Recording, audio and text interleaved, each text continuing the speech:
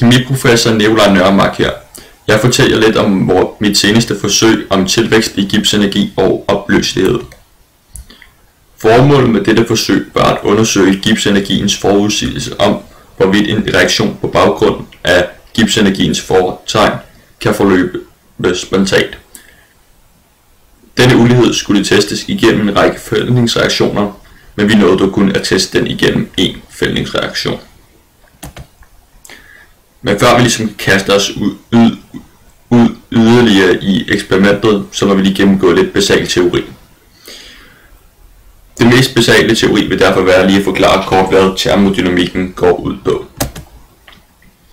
Termodynamikken den afgør, om en reaktion den kan forløbe, men altså ikke hvor hurtigt en reaktion kan forløbe, men mere om den reelt set kan forløbe under et bestemt tryk og en bestemt temperatur. Der er to meget centrale begreber inden for termodynamikken, kaldes entalpi og entropi, som tilsammen på en eller anden måde nærmest udgør gipsenergi, som jeg vil komme ind på lidt senere. Hvis vi lige snakker lidt om entalpien først, så er entalpi tilvækst delta H. Det er det, som entalpien det er. Det er, at et systems entalpivækst er lig med tilført varme ved konstant tryk. Og det vil sige, at delta H, det vil sige den her entalpivækst, den er lig med Q, altså den termiske energi, som kommer ind i systemet. Derfor så gælder der for en eksoterm reaktion, at delta H den er under 0. Og derved så er ved en endoterm reaktion, der er delta H så over 0. Entropi den måler så ikke den termiske energi, hvor meget der kommer ind eller ud, men den måler så til gengæld den uorden, der er i systemet. Generelt så kan man sige, at gasser de derfor har en langt højere entropiværdi end faste stoffer, på grund af at de ligesom molekyler de er meget ustabile der omkring, eller molekyler de fiser ud og ind mellem hinanden. Og en anden meget vigtig del af termodynamikken, det er termodynamikkens to hovedsætninger, som jeg lige kort vil redegøre for. Termodynamikkens første hovedsætning, den siger, at et lukket system tilvækst i indre energi er lig med summen af den tilførte varme og det tilførte arbejde. Det vil sige, at delta indre energi, den er lig med Q, altså den er tilført termisk energi plus et arbejde, som den yder som den yder. Termodynamikkens anden hovedsætning, den siger, at ved en spontan ændring vokser den samlede entropi af et system og dets omgivelser. Og det giver jo god mening. En meget vigtig formel, vi skulle bruge i det her forsøg, det er en sammenhæng hvor vi skulle beregne delta G, altså gipsenergien, ved en vilkårlig temperatur. Og der kan I se på den her formel her, at temperaturen den er temperaturafhængig, den her delta G her. Og man er nødt til først at slå entalpiværdien op her i databogen. Og når man ved, hvilken temperatur det er, og det skal selvfølgelig være i Kelvin, så kan man også slå delta S op, altså entropiværdien, og så kan man altså beregne gipsenergien, og så skulle vi altså ud fra det her kunne afgøre, om en reaktion, reaktionen kunne forløbe på baggrund af dens foretegn. Så går vi lige videre til anden del af teorien. Ifølge termodynamikken, som jeg sagde før, så kan en reaktion kun forløbe, hvis der er et konstant tryk, ved konstant tryk og temperatur, altså hvis delta G den er under 0. Den molare gipsenergi er en vilkårlig opløst ion, den kalder vi for A+. Den afhænger af den naturlige logaritme til stofmængdekoncentrationen, givet i følgende formel. Den her formel er også meget vigtig i det her forsøg, da vi har at gøre med mange ioner. Så hvis vi lige kigger lidt på den her, vi har der, det er den molare gipsenergi A+, altså vores opløste ion. Det her, det er vores gaskonstant, og det er det temperaturen, det skal måles i Kelvin, og ja, det er det så, hvad siger man, det er logaritmen til den opløste ion. Den reaktion, vi så valgte at fokusere på, vi kunne vælge mellem alle de reaktioner, der var her inden for det her felt her, men vi valgte så den her, der er lige her. Og den reaktion, det var så den her,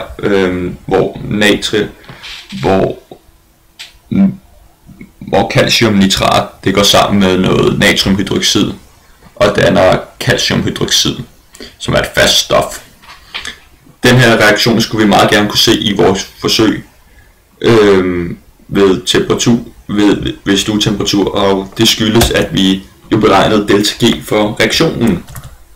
Og hvis vi ser på calcium i vand, så kunne vi altså beregne, så det første skridt man så skal gøre for at beregne delta G for den her reaktion, det er, at vi beregner for ionen, delta G for den her ion her. Og først så har vi så slået entalpien op i vores databog.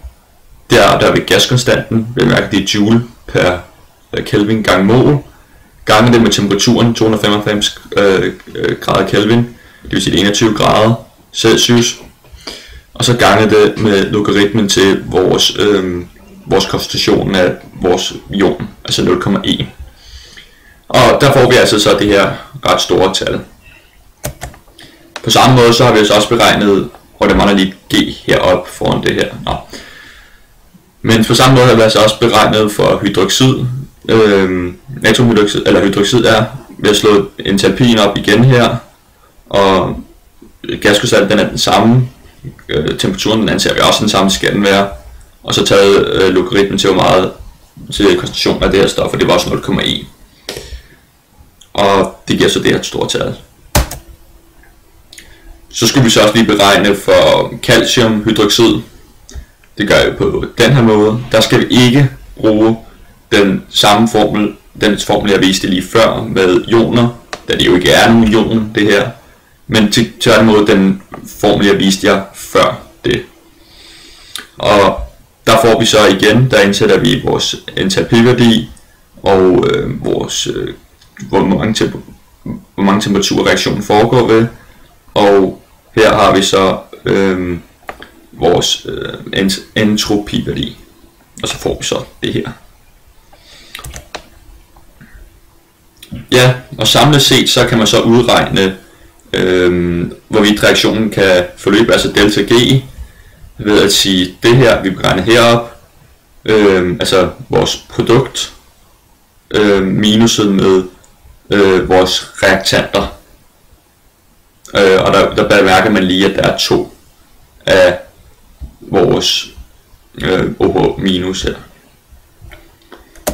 Vi får det her, og derfor skulle reaktionen gerne kunne forløbe ved 21 grader Celsius, altså forløbe spontant. Til det her forsøg der anvendte vi derfor en række kemikalier og apparaturer. Vi anvendte en brøndplade, nogle indgangsmålepipetter, bæreglas, 100 ml eller et par bæreglas, og 0,2 molær calciumnitrat, der skal stå calcium, hvorfor det lige er smuttet, og 0,2 molær natriumhydroxid. Og følelsesopstillingen, den så nogenlunde sådan her ud. Altså vi havde vores brøndplade her, hvor vi puttede hvor vi tilsatte vores koncentrationer af vores reaktanter og produkter, som vi havde lavet op i de her glas her. Så tilsætter vi bare 1 ml af det ene stof og 1 ml af andet stof og puttede op i her, så vi hvad der skete. Ja, og fremgangsmåden det var så, at på grund af at vores stof, det så var vores calciumnitrat, det var på fast form, så var vi nødt til at beregne, så hvor meget en gram skal vi så bruge af det her faste stof for at få 0,2 molær af det her. Så det gjorde vi så via den her form, som vi har her. Der beregnede vi så stofmængden først. Vi har fordi vi vidste, der stod på pakken, at der var 2 mol per liter af koncentrationen af det her stof. Og vi vil ønske så at få det op i en opløsning på 10 ml, altså 10 gange 10 minus 30 liter, og så får vi altså 0,02 mol. Så det næste vi så skulle, det var, at vi skulle så beregne, hvor mange gram vi så skulle bruge, og det gør vi så via den her formel.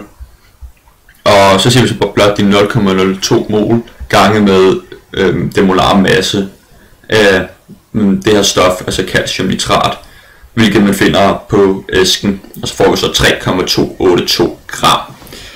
Og efter vi så havde tilsat, nu kunne vi så nemt putte vi så bare de 3,282 gram op i vores 10 gange 10 minus 30 liter, og så havde vi så vores 0,2 molær, som vi bare kunne tage, 0,2 molær calciumnitrat, som vi bare kunne tage af og putte op i vores kolbe. Og det samme, det var så lidt nærmere med vores natriumhydroxid, som var på 0,5 molær, så der skulle vi bare fortynde lidt, og så havde vi også 0,2 molær der.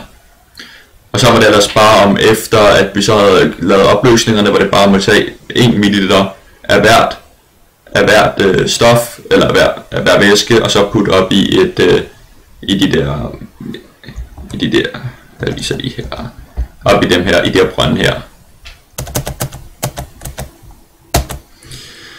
Det resultat vi så fik, det var, at der var et tydeligt bundfald, og så meget mere det vil heller ikke rigtigt at sige.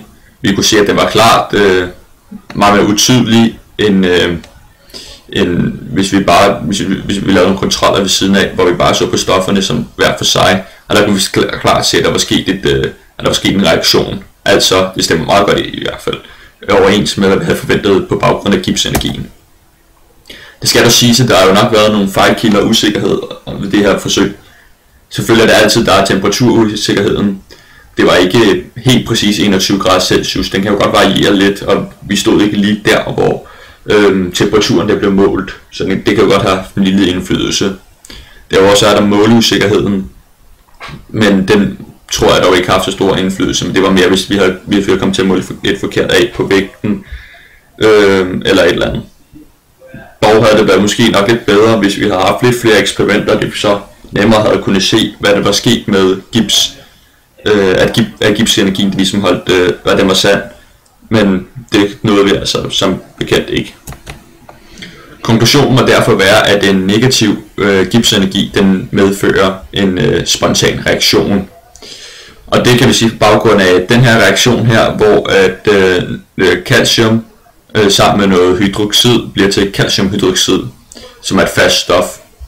Og den forløber spontant ved 1 atmosfærisk tryk og 21 grader Celsius.